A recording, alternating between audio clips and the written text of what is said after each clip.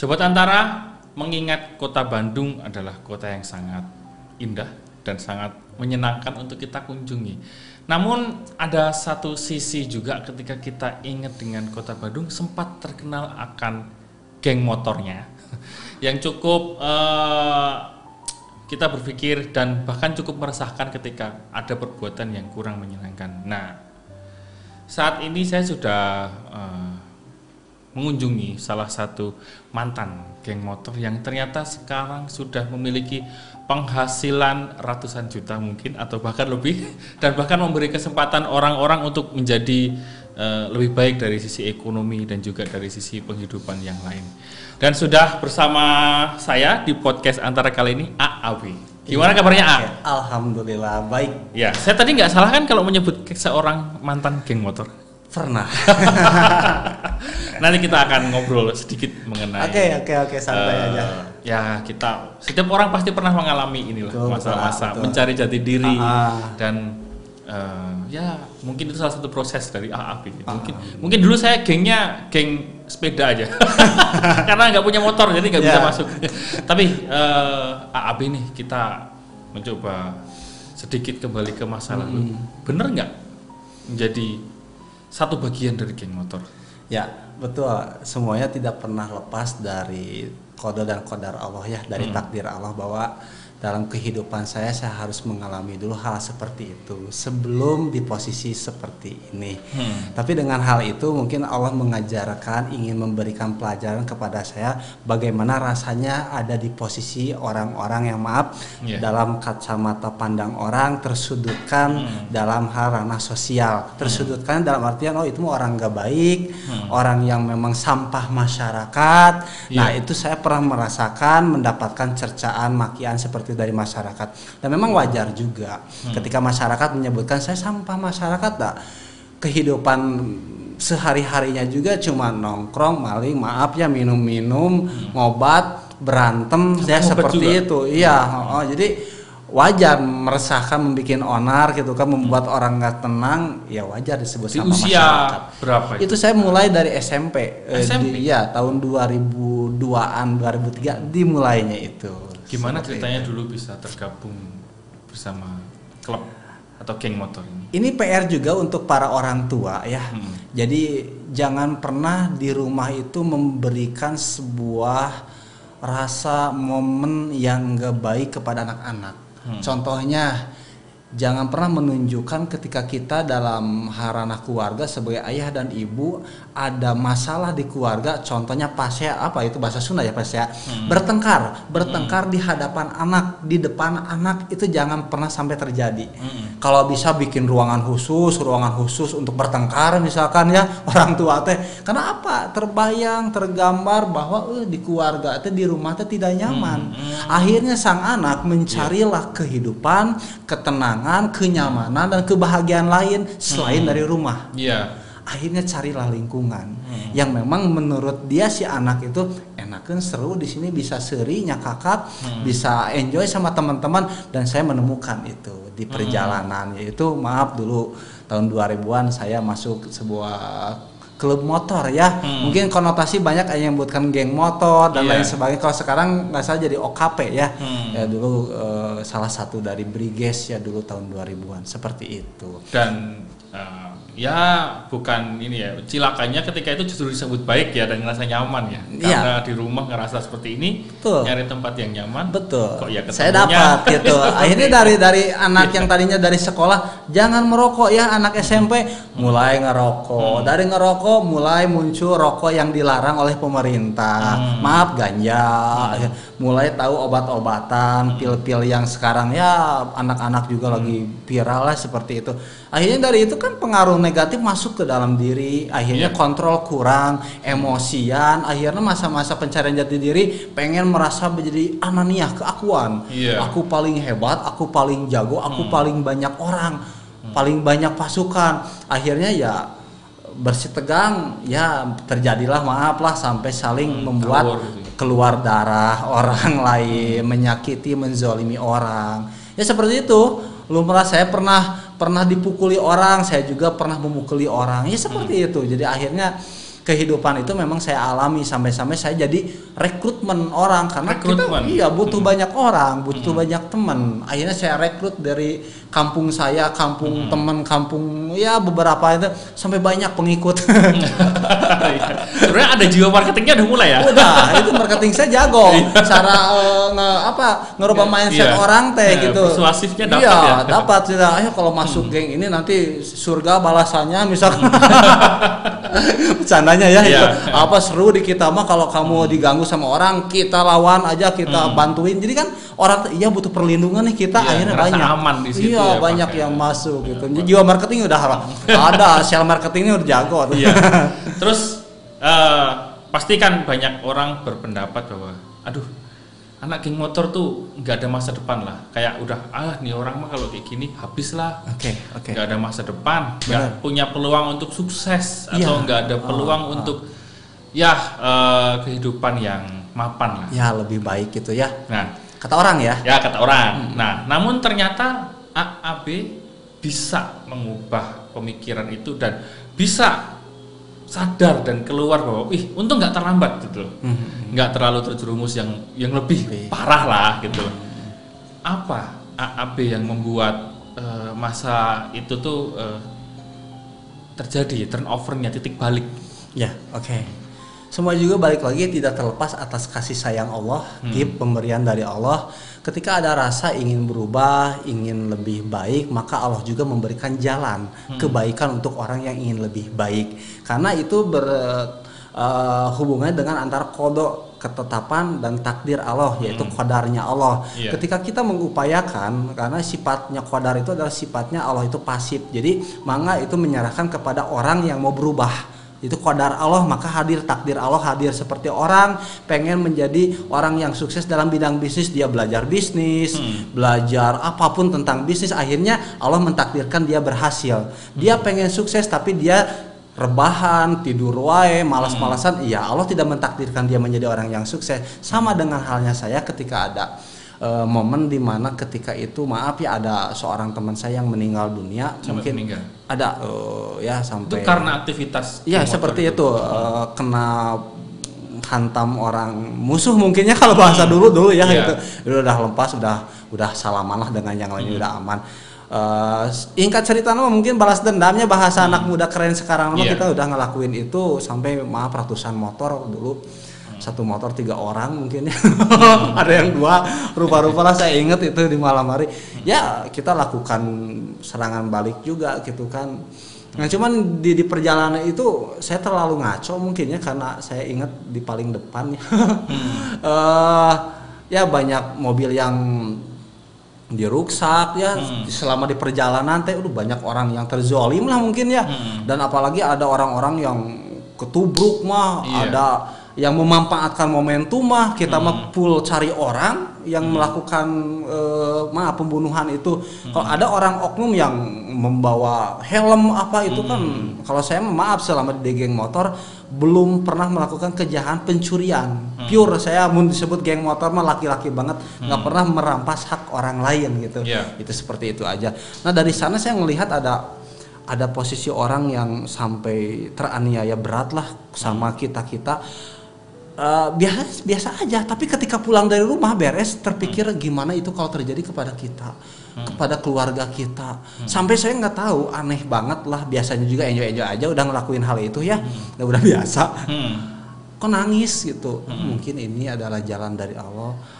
Jadi banyak takutnya, kebetulan takutnya juga karena jadi DPO juga. Sempat jadi ucing-ucingan sama bapak polisi dulu ya.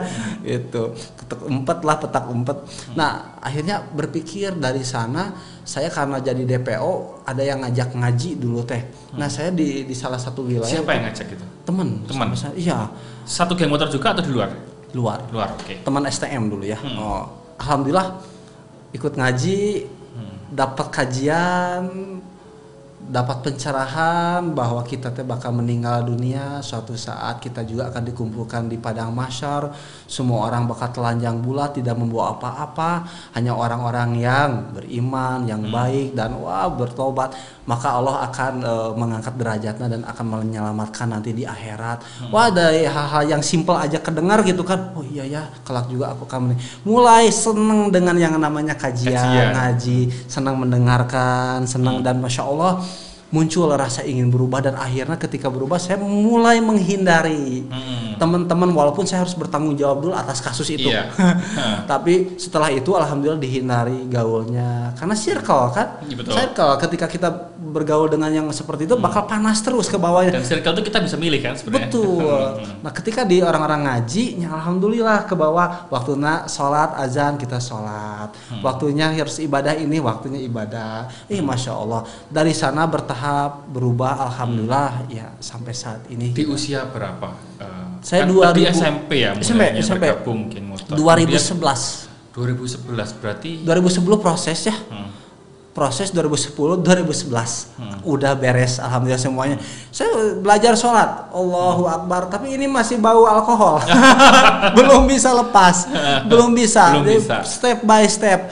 Setelah alkohol bintang Jero dulu, dikit-dikit akhirnya punya kopi yang soft gitu, tapi ya rada enak nih. Nah mulai bisa melepaskan diri dari hal seperti itu alhamdulillah gitu sampai saat 2011 saya masuk Pemuda Persis, namanya itu organisasi kan, ada Nahdlatul Ulama, Muhammadiyah dan Persatuan Islam. Nah kebetulan saya masuk di Persatuan Islam. Dan sekarang usia berapa? Sekarang usia di 35 mau 36. Dan masih muda sekali sebenarnya. Ya alhamdulillah masih usia zuhur lah. Kan zuhur nanti maghrib, setelah maghrib isya, ya sudah isya mah tua, tahajud meninggal. Seperti itu. Nah ketika mulai meninggalkan geng motor, kemudian mendapat hidayah. Dan kemudian memilih untuk menjadi seorang entrepreneur, pengusaha. Gimana ceritanya? Dan sampai akhirnya menjadi konveksi sebesar ini, saya nyebutnya salah satu terbesar di Bandung atau Jawa Barat. Amin. Nah, gimana ceritanya? Ceritanya ketika saya beres dari Geng Motor ya, konotasi dulu ya. Akhirnya sekarang insya Allah jadi organisasi kepemudaan. Waktu itu saya ngelihat orang tua itu uangnya habis. Ayah juga sudah tidak bekerja gitu kan, sedangkan adik-adik masih pada kecil gitu kan, harus sekolah. Saya berpikir udah terlalu banyak ngeberatin orang tua gitu kan. Saya berikrar dari kasus-kasus yang sudah berjalan karena sudah membuat orang tua stres, uang habis, dan akhirnya berikrar, ya Allah saya tidak akan lagi meminta uang kepada ayah dan ibu saya. Detik ini juga. Setelah itu kan karena saya dituntut untuk punya uang sendiri, tidak minta uang kepada ayah ibu, dan akhirnya apa yang terjadi? Saya usaha sendiri. Yang saya lakukan usaha sendiri karena nggak punya modal. Ada Uyut punya beca di sini nongkrongnya di bangunan yang belum jadi ini dulu, ini balong ya. Saya dari sini ke Rujak Ciherang, ke Ciherang jalannya masih butuh, saya ngebeca. Dari sini sampai sana saya goes beca. 1.500 tarik ngebeca. Ada motor yang kakek CG, saya ngojek. Ya, masih offline, nggak ada online. Nggak ada. Ya. Alhamdulillah saya bisa mendapatkan hasil. Bisa nabung dari beca. Alhamdulillah beca, saya ngojek sampai jam 11 malam. Meskipun saya takut ya kalau udah ngelewat itu tuh makamnya kuburan kalau malam-malam itu kan ya, tapi ada guru ngaji yang suka heureuy dulu teh. Yang suka bercanda, ngedoain aja, doanya apa? Karena saya baru hijrah ya, doanya apa? Allahumma barik lana fi ma razaqtana wa qina adzabannar. Saya teh asa apa doa teh cenah? Itu kenapa doa itu? Kan itu doa mau makan. Ketika kamu berdoa seperti itu, nanti cenah setan pun akan takut karena kamu mau makan setan cenah. Itu kan heureunya ya, bercandanya seperti itu. Mantan Panglima Geng Motor takut kuburan juga ya. Bukan takut, malu bertemu. Sungkan ya. Sungkan kalau menurut takut kebayang-bayang ke impi-impi gitu. Kemudian seperti apa? Ya, seperti itu kan udah dagang, langsung saya juga alhamdulillah dari modal itu saya dagang dengan modal 200.000, dagang rokok, kopi, masih sasetan ya dulu ya. Ke warung, ke pasar itu jam 3:30 Ibu yang ngebangunin, belajar tahajud ya. Saya ke pasar beli itu kopi renceng ya. Ya. Kopi keliling. Iya, kopi saset ya. Bisi iklan ya itu ya beberapa kopi itu merek ya. Saya keliling pakai tas, bawa ini apa? Termos panas. Iya, gelas satu dan plastik yang kecil-kecil itu gelas ya. Plastik ya. Itu kocekan apa sendok. Saya ngeliling ke sawah, jualannya bukan di ini, di sawah. Karena di sini kan sawah banyak. Ada yang macul, ada yang ngerambet, ada yang ini apa kerbau teh ya seperti itu. Saya tawarin ke orang-orang yang lagi kerja yang ngebon-bonteng, ini mau kopi, mau saya di Geroan ini ya, dipanggil, "Ri, kopi satu." Dari ujung ke ujung ya 1.500 ya sama ongkir 2.000. Lumayan. Dari sana dari 200.000 dagang, ada tukang bala-bala dari sananya 400 yang jual gorengan, saya jual 500. Itu tiap hari pagi adik-adik saya waktu masih kecil, sekarang udah nikah, udah punya anak. Tiap hari tiap pagi teh minta bekalnya ke saya, buat bekal sekolah. Masya Allah dari hasil dagang juga udah bisa manfaat buat adik, ya sampai adik-adik bisa lulus sekolah dan sampai alhamdulillah. Setelah itu modal berkumpul dan akhirnya saya kabita itu ingin kayak teman-teman yang lain saudara ngebon bonteng itu kan banyak yang berhasil ngebon ketimun. Saya ikutan dengan modal 2 juta dulu, alhamdulillah. Ilmunya belum dapat tapi sudah berani. Alhamdulillah ketika panen pertama modal 2 juta menjadi 800.000, rugi. Persis. Tapi lagu The Massive memberi semangat kepada saya jangan menyerah. Akhirnya ada modal lagi, saya ada pasokan dari teman kerjasama, berani. Belum juga benar bisnisnya, perjalanan 4 juta. Saya ngebon di daerah Kiang Roke yang sayanya itu airnya itu harus nyedot dari walungan, dari sungai. Kan biaya jadi bertambah ya, biaya produksi. Dari 4 juta modal alhamdulillah jadi 400.000. Lagi. Wah udah sampai saya pernah ditagih sama Pak Haji yang punya sawah. Kayak udah titip uang, ini titip buat sewa lahan. Udah titipin sama teman. Tapi udah beres ngebon, saya rugi dan saya ditagih. Mana sewa lahan? Kenapa belum bayar? Nah, ada saya sudah titipin uang. Kok belum kedapat Pak Haji? Enggak, saya nggak dapat, kata Pak Haji teh. Wah, ternyata di sakuan sama teman. Sampai saya nangis dan malu, diontrog sama Pak Haji yang punya sawah, ditagih utang, mama saya nangis, sampai maafnya mama saya jual kongkorong itu ke Banjaran dulu untuk bayar utang itu. Saya sampai nangis. Betul, saya itu nangis pertama sujud di telapak kaki ibu memohon bantuan kepada ibu, itu baru pertama. Sampai ibu-ibu makanya bilang dulu ke mama mau bisnis itu mau ini teh. Jadi masya Allah sampai orang tua ngeluarin harta berharganya untuk membantu sang anak seperti itu. Nah dari sana tidak putus asa, saya bekerjalah di sebuah perusahaan tekstil 4 tahun. Tekstil dan jadi karyawan ya? Ya jadi karyawan, 25.000 per hari dinikmati, alhamdulillah ya Allah. Di bagian maintenance. Ya, dan ya maintenance, jadi mesin weaving itu ya, tenun. Dan alhamdulillah selama 4 tahun akhirnya saya juga berbisnis ngereditin handphone. Ngereditin handphone yang harganya 2 juta, saya kreditin jadi 2,5 juta, dicicil dalam waktu 1 tahun. 10 bulan. Gimana kesepakatan? Alhamdulillah banyak yang ngambil sampai 50 juta lebih itu.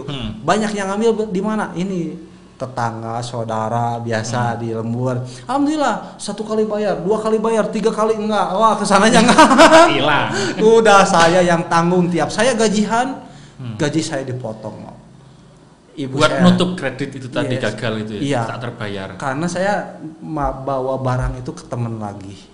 Ibu saya nangis lagi. Jadi saya dapat gaji itu cuma untuk makan saya aja. Untung Ibu sabar ya. Insyaallah. Ketika cobaan itu datang. Ya, pas geng motor begitu, sekarang pas usaha kerja saya resign di 2000. Pokoknya saya ikhlas, saya lunas utang, saya mau resign, mau belajar usaha. Karena dimulai dengan cinta ya, bisnis itu. Nah, itu yang mulai berkembangnya itu. Jadi setelah resign dari perusahaan tekstil, saya juga mulai usaha kecil-kecilan tanpa punya modal yang gede, dengan modal sisa dari pabrik 67.500. Catat ini. Modal saya setelahnya berapa itu? 67 2011 juga. Bulan Mei. Sudah lumayan mahal. Bulan Mei.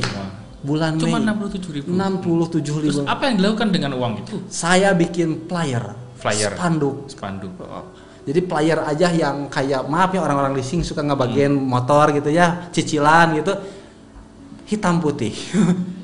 Menerima pesanan. Konveksi. Bikin kaos, jaket. Udah bergaya konveksi walaupun nggak punya alat, nggak punya itu mesin, semua. nggak punya apa. Saya cuma keyakinan ada sebuah vendor di beberapa perusahaan. Kalau saya order boleh ke sini, tapi saya order lagi, saya lempar ke sini boleh perantara deh. Ya? Broker lah ya. Jadi broker dulu. Sebenarnya emang jiwa marketingnya tuh udah jalan. Udah jalan ya. Okay. Iya. Ya alhamdulillah sampai saat itu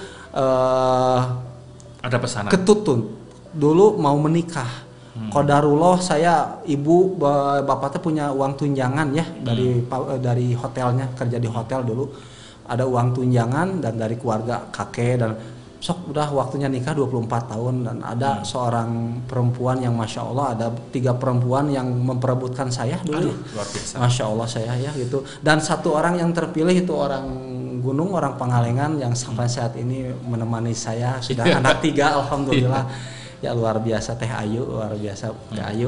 Kalau nah, sudah menikah ya alhamdulillah berjalanlah dengan flyer itu. Saya tiap keluar sekolah, SMA, SMP sebarin. Ini ya kalau mau pesen bikin kaos ke aku, jaket apa ke aku ya, ini nomor kontaknya.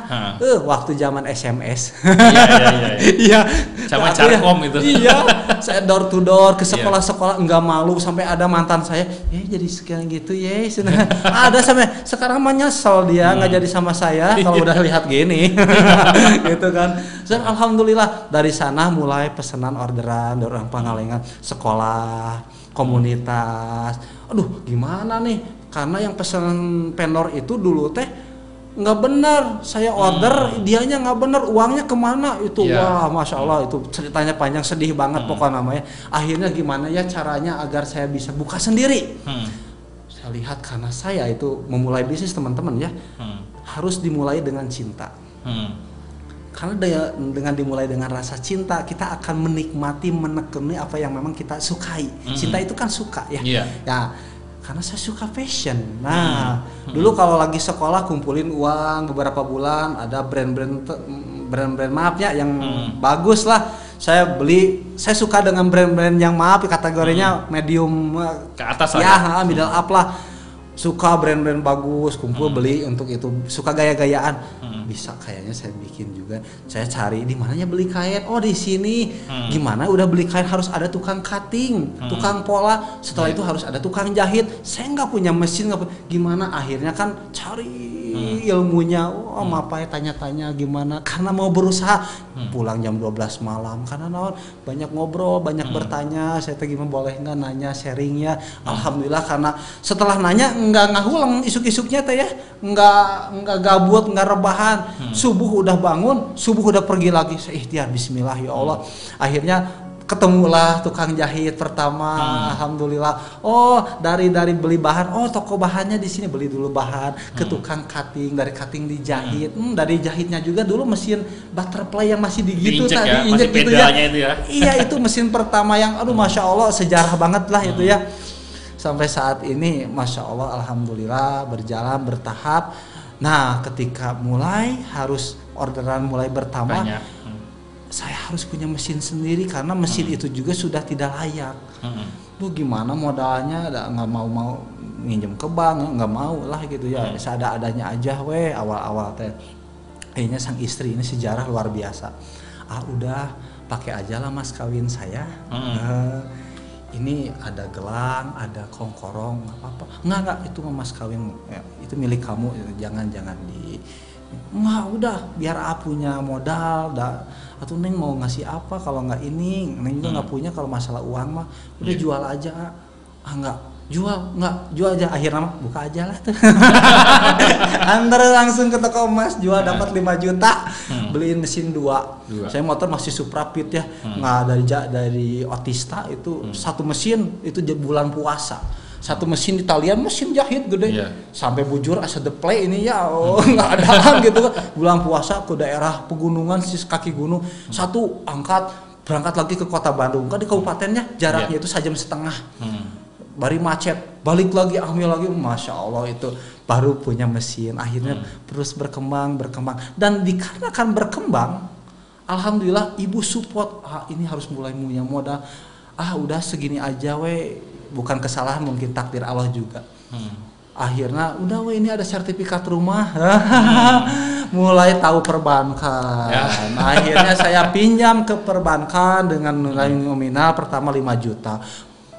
Berkembang lagi, 10 juta, 20 juta, akhirnya pas di 100 juta, ada sesuatu hal yang di luar nalar bisnis ya, hitungan saya ya, rugi, tidak bayar orangnya, kabur, ada barangnya, uangnya masuk, barangnya gagal, produksinya, banyak hal pokoknya akhirnya bingung bayar, akhirnya top up lagi, makin gede, terakhir ini singkat ceritanya, saya 3 kali. Bangkrut. Kurang lebih segitu ya. Jadi orang ngelihat hal di itunya. Bisnis konveksi yang sama. Ya. Saya nggak pindah-pindah bisnis. Orang nggak lihat prosesnya itu. Sampai saya diudak debt collector, rumah saya diplang akan disita. Rumah saya, rumah orang tua, rumah nenek. Karena udah dijaminkan tadi ya. Iya, gitu. Sampai saya mulai agak stres itu. Istri menghadapi tiap debt collector yang datang. Dengan tenang istri saya menghadapi, kalau saya mah di gunung ngopi santai berpikir kumaha bayaran. saya menghindar dulu lah. Singkat ceritanya alhamdulillah ternyata yang menjadi masalah saya banyak bermasalah di akad ya, dalam bisnis, karena itu yang harus diperbaharui oleh teman-teman semuanya. Hati-hati dalam akad berbisnis, itu harus jelas. Kalau omset belum terlalu besar seperti karena UMKM ya, paling besar baru di 2,8 miliar sebulan ya. Itu besar Kak? Besar itu teh. Alhamdulillah itu besar. Karena cita-cita sayanya puluhan ratusan miliar. Jadi ya mungkin saya nggak apa ya, yang dari modalnya 67.500. Sekarang 2,8 miliar. Kalau lagi ramenya, tapi mudah-mudahan di tahun kedua ini makin rame ya itu. Seperti itu. Kalau sepi-sepinya ya di 1,5, 1,2 seperti itu. Sebenarnya ini saya yang terpukul justru. Dalam arti saya juga, ini ternyata kalau ditekuni memang ada hal-hal yang bagus gitu Bapak Ibu. Dan begitulah Sobat Antara, podcast kali ini bersama salah satu konveksi terbesar di Kota Bandung, bahkan Jawa Barat. Kabupaten ya ini? Iya. Boleh. Kabupaten Bandung, salah satu yang terbesar, dan di Jawa Barat bahkan sampai menyentuh 2, miliar sebulan. Itu cukup luar biasa. Nantikan juga berita-berita baik lainnya, podcast baik lainnya yang sangat menginspirasi teman-teman di YouTube Antara TV Indonesia, Spotify Podcast Antara, Noise Podcast Antara, dan juga kanal antaranews.com. Sampai jumpa di podcast selanjutnya. Dadah. Ada quote terakhir nggak apa? Boleh. Kata-kata buat teman-teman semuanya ya, ini salah satu tips sukses buat semuanya juga ya, buat siapapun ini ya, yang jadi karir, yang di bisnis, jadi pejabat, jadi apapun. Nah ini dari saya ya, ini mah catat, jika Allah yang pertama dicintai, yakinlah cinta yang lainnya akan kau dapati. Wow, luar biasa sekali, dan itu memang saya juga kena nih. Terima kasih AB yang sudah memberi kita ilmu dan juga ketenangan batin sebenarnya. Sampai jumpa di episode selanjutnya.